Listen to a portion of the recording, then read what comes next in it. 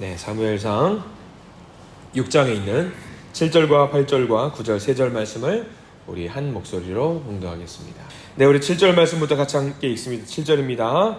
그러므로 새 수레를 하나 만들고 멍에를 메어 보지 아니한 전 나는 소 2마리를 끌어다가 소의 수레를 메우고 그 송아지들은 떼어 집으로 돌려보내고 여호와의 궤를 가져다가 수레에 싣고 속건제로 드릴 금으로 만든 물건들은 상자에 담아 궤 곁에 두고 그것을 보내어 가게 하고 보고 있다가 만일 궤가 그 본 지역 길로 올라가서 베스메스로 가면 이 큰 재앙은 그가 우리에게 내린 것이요 그렇지 아니하면 우리를 친 것이 그의 손이 아니요 우연히 당한 것인 줄 알리라 하니라. 아멘.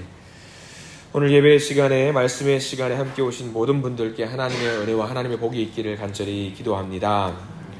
예, 어제 이발소에서 실패했습니다.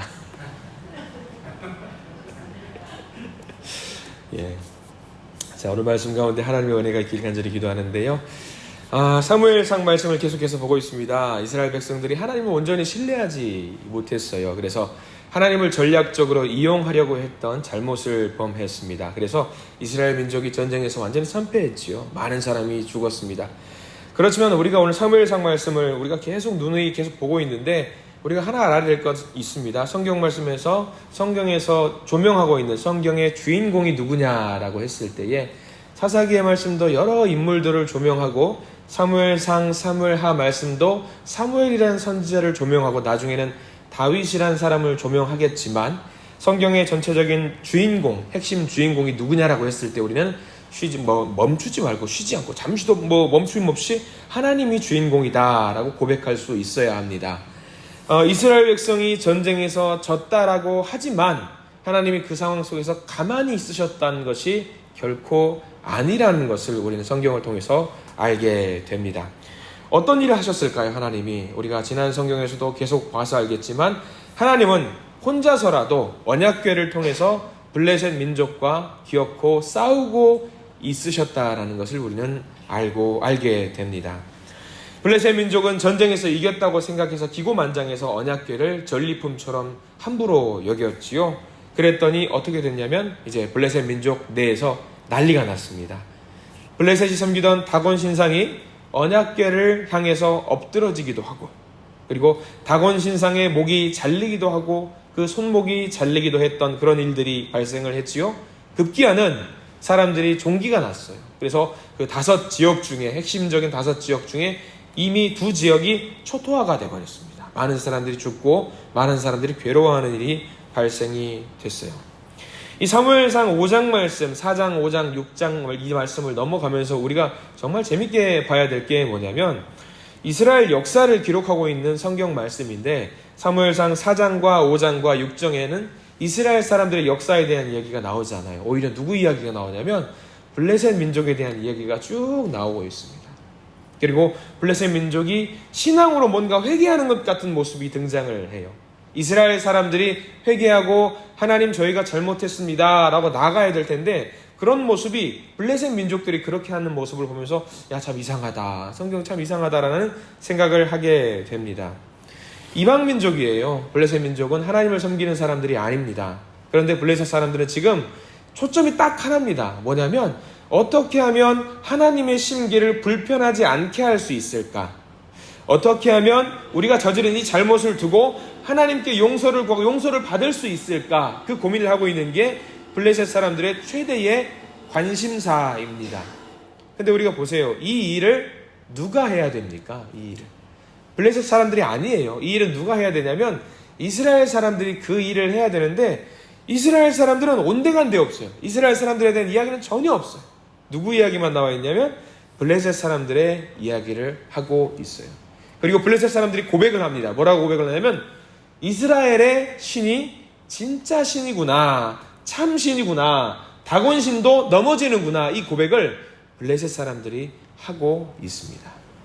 이 상황을 무려 얼마 동안 지속이 되냐면 6장 1절 말씀에 7달 동안 지속이 됩니다. 자, 그러면 우리는 생각을 할 수 있습니다. 7달 동안의 블레셋 민족에 뭐가 있었겠다. 악성 종기가 있었다라고 우리는 생각을 할 수 있죠. 여러분들 뭐 잠깐 목이라도 물려봐요. 굉장히 가렵잖아요. 그리고 욥기를 보면은 기와장으로 몸을 긁어 나가는 그런 모습들이 있지요. 근데 7달 동안 그 상황이 계속된다라고 한번 생각을 해보십시오. 얼마나 끔찍하겠습니까? 가는 곳마다 재앙이에요. 우리가 전리품으로 언약궤를 얻었어. 아유, 전리품은 무슨, 전리품 갖다 줘버려. 막 그렇게 하는 사람들의 이야기가 이제 많아지기 시작을 합니다. 근데 이제 블레셋 사람들이 이 언약궤를 돌려주는 것도 일이에요. 왜? 여기 가만히 뒀는데 뭐라도 옮기기라도 하면 또 무슨 봉변이 날까봐 건드리지도 못하고 치우지도 못하고 두지도 못하고 여러 봉변이 날 것 같으니까 모든 것이 걱정인데 이 사람들이 재밌는 게 있습니다. 3절 말씀 보면은요, 뭐가 있냐면 재밌는 단어가 하나 등장을 한단 말이죠. 우리 3절 말씀을 함께 같이 한번 읽어보겠습니다. 시작. 그들이 이르되 이스라엘 신의 궤를 보내려거든 거저 보내지 말고 그에게 속건제를 드려야 할지니라. 그리하면 병도 낫고 그의 손을 너희에게서 옮기지 아니하는 이유도 알리라 하니. 자, 여기 어떤 단어가 등장을 하냐면 블레셋 사람들은 하나님을 섬기는 사람들이 아니라고 말씀드렸습니다. 근데 블레셋 사람들이 무슨 제를 드린다고 나와 있냐면 속건제를 드린다고 나와 있어요. 속건제는 어느 나라의 풍습이냐면 이스라엘 민족이 드리는 풍습이에요. 하나님께 성물을 잘못했을 때에 성물을, 우리가 뭐 교회에 있는 많은 물건들이 하나님께 속한 물건이 성물이라고 하잖아요. 이 성물을 잘못 운영하거나 잘못 건드리거나 뭐 했을 때에 하나님께 드리는 예물이에요. 하나님, 제가 죄송합니다, 잘못했습니다 라고 이거 어떤 뭐 격식을 갖추어서 예배를 드리는 걸 속건제라고 하는데, 아니 블레셋 사람들이, 이스라엘 사람들이 드리는 예배의 문화를 블레셋 사람들이 드린다고 속건제를 드려야 된다고 자기들이 이야기를 하고 있는 거예요. 놀랍죠? 이 사람들이 블레셋이 속건제를 과연 어떻게 알고, 아마 우리는 추측은 할 수 있습니다. 왜냐하면 인접 국가에 있었기 때문에 문화들이 어느 정도 교류가 되어 있는 부분들은 있을 것 같다 생각이 들어요. 아무튼 그 예법을 생각이 나는 거예요. 우리가 그냥 이걸 하면 안 되고 속건제라는 걸 통해서 이 예배를 드리고 나서, 예배를 하나님께 드리고 나서 이거를 옮겨야 된다라고 자기들도 명확하게 아는 거죠. 근데 어설퍼요. 굉장히 어설픕니다. 속건제는 누구한테 드리는 겁니까? 우리가 예배는 누구에게 드려요? 예배를 받으시는 분은 누구죠? 여호와 하나님입니다. 근데 이 사람들은요, 8절 말씀에 보면은 이 예배를 하나님께 드리는 게 아니에요. 누구한테 드리냐면 8절 말씀 한번 볼까요? 8절 말씀 같이 읽습니다. 시작. 여호와의 궤를 가져다가 수레에 싣고 속건제로 드릴 금으로 만든 물건들은 상자에 담아 궤 곁에 두고 그것을 보내어 가게 하고. 자, 이 믿음을 보면 뭔가 하고 있구나라는 생각을 하는데, 이 사람들이 속건제로 이 예물을 드리는 존재가 누구냐면 언약궤입니다. 언약궤가 마치 이게 하나님이에요. 이 사람들이 약간 오해를 하고 있는 거죠. 언약궤는 어제도 그제도 말씀드렸습니다. 그냥 나무 상자예요. 상자입니다. 하나님이 임재하실 때 거기에 큰 능력이 있겠지만 임재하지 않으면 그냥 나무 조각에 불과한 거죠. 그러니까 여전히 이 사람들은 다곤을 섬기는 그 테두리에서 벗어나지 못하고 있는 상황이지요. 그렇지만 우리는 여기서 하나 봐야 될 게 있습니다. 우상을 숭배하는 블레셋 사람들도 여호와의 궤를 존중한다라는 것을 우리는 잘 봐야 돼요. 전리품으로 일단 가져왔다라고 할지라도 이게 잘못되었다라는 것을 알고 원상복귀시키는데 회개가 먼저라는 것을 알아요. 이게 중요하다는 건 이 사람들도 아는 거예요. 블레셋 사람들의 이러한 모습은요, 선택받은 사람들, 이스라엘 사람들이 얼마나 잘못된 믿음을 갖고 있는지 오히려 더 두각을 나타내게 만듭니다. 우리도 이렇게 할 때가 있어요. 이스라엘 사람들처럼 우리도 하나님을 믿어요. 하나님의 택함받은 자녀라고 고백을 합니다. 그리고 말로는 하나님의 능력을 온전히 믿는다고 말을 합니다. 하나님을 전적으로 신뢰한다고 하는데 우리가 살면서 작은 실망과 아픔으로 인해서 그것을 극복하지 못하고 하나님을 실망시켜 드릴 때가 있습니다. 그리고 우리의 만족과 유익을 위해서, 우리의 기쁨을 위해서 하나님을 전략적으로 이용할 때가 분명히 우리도 있습니다. 우리도 좀 정확하게 알았으면 좋겠어요. 하나님은요, 우리 인생의 주인이십니다.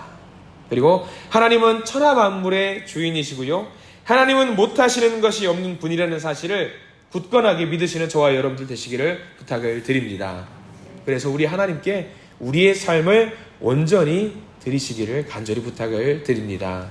우리에게 주어진 모든 것을 맡길 때 주님은 우리의 삶을 통해서 영광 받으시고 우리의 삶을 주관하실 것입니다. 자, 이 상황 속에서 블레셋 사람들이 이제 이 상황을 타개하기 위해서 속건제를 드리지요. 이 재앙을 회복하기 위해서 방법이 필요하지요. 속건제. 자, 이렇게 A부터 Z까지 이렇게 하면 된다더라. 서당께 3년이면 풍어를 얻는다고 이 블레셋 민족들도 이스라엘 민족과 역사에 대해서 주워들은 것이 있습니다. 예전에 이스라엘 민족이 여러분들 그 옛날 출애굽기 이야기를 한번 떠올려 봤으면 좋겠어요. 이스라엘 민족들이 광야의 길을 가다가 하나님께 불평을 했어요. 그래서 하나님이 화가 나셔서 이들에게 뭘 보냈냐면 불뱀을 보낸 역사가 있어요.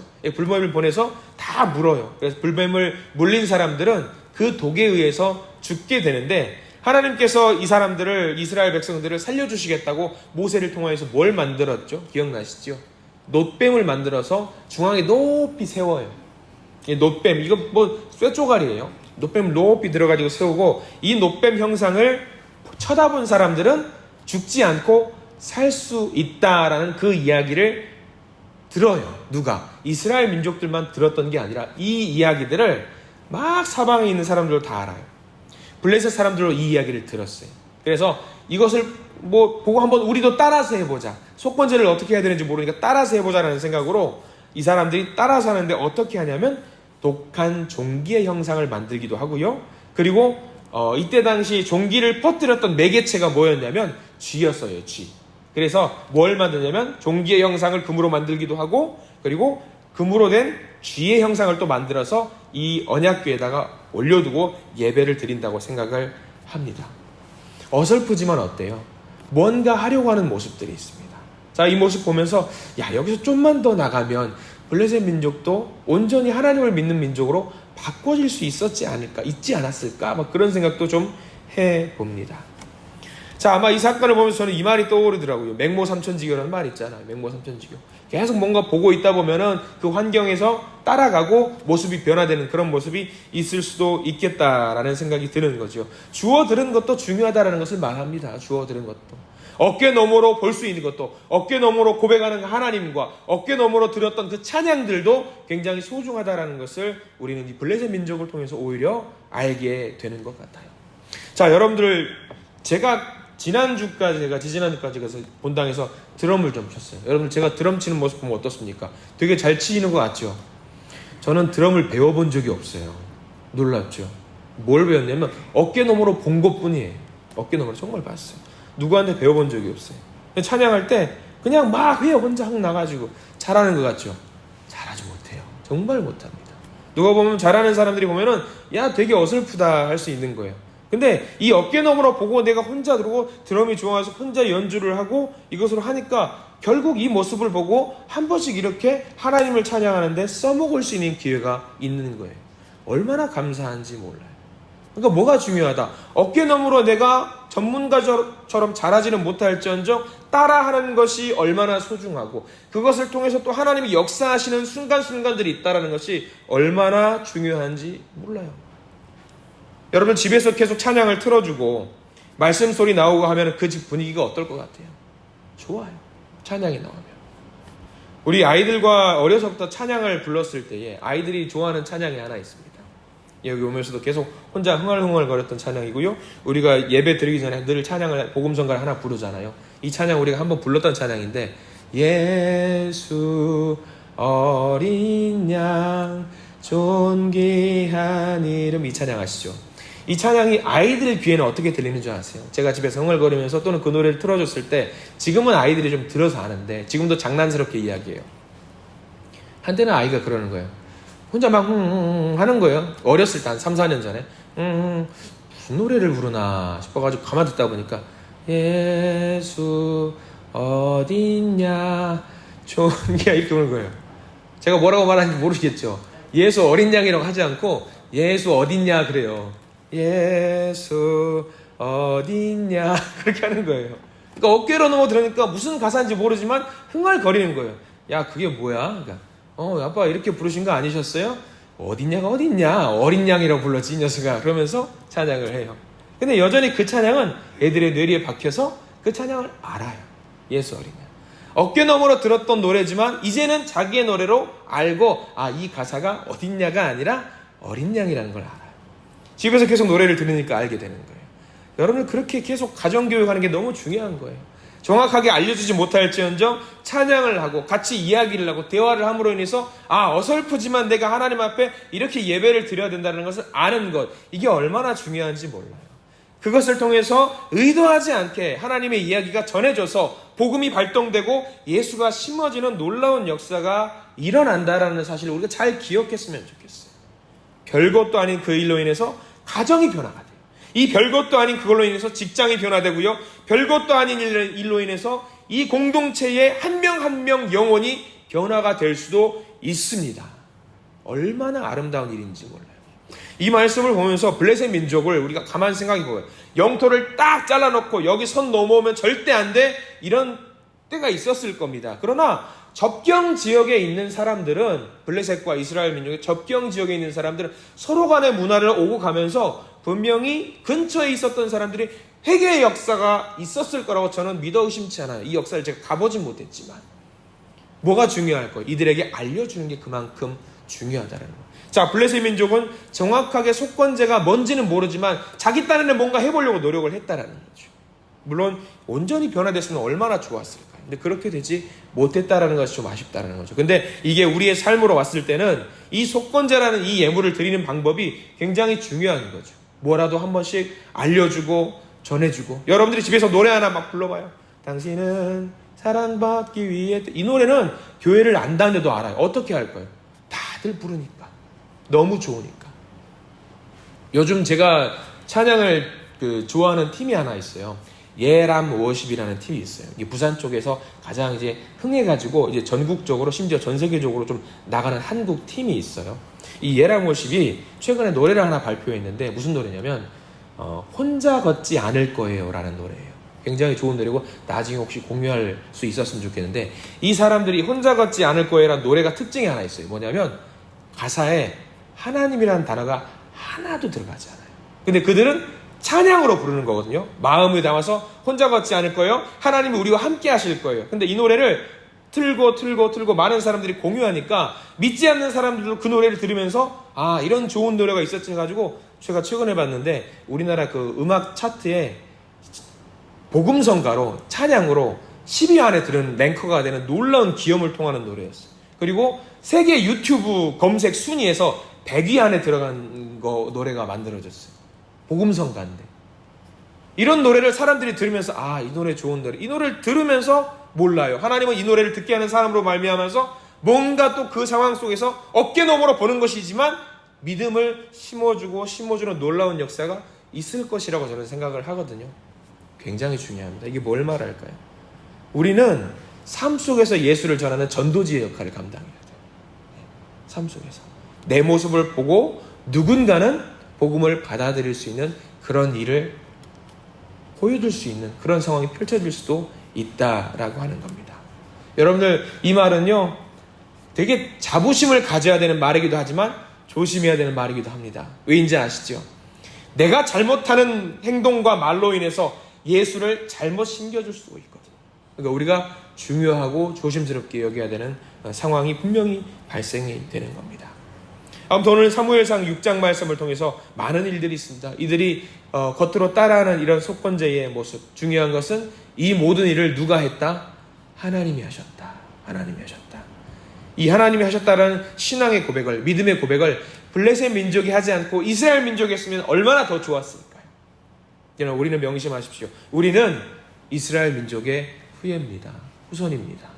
그러면 우리가 삶 속에서 하나님을 나의 주님으로 믿고 따르고 고백하는 우리가 되기를 간절히 소망합니다.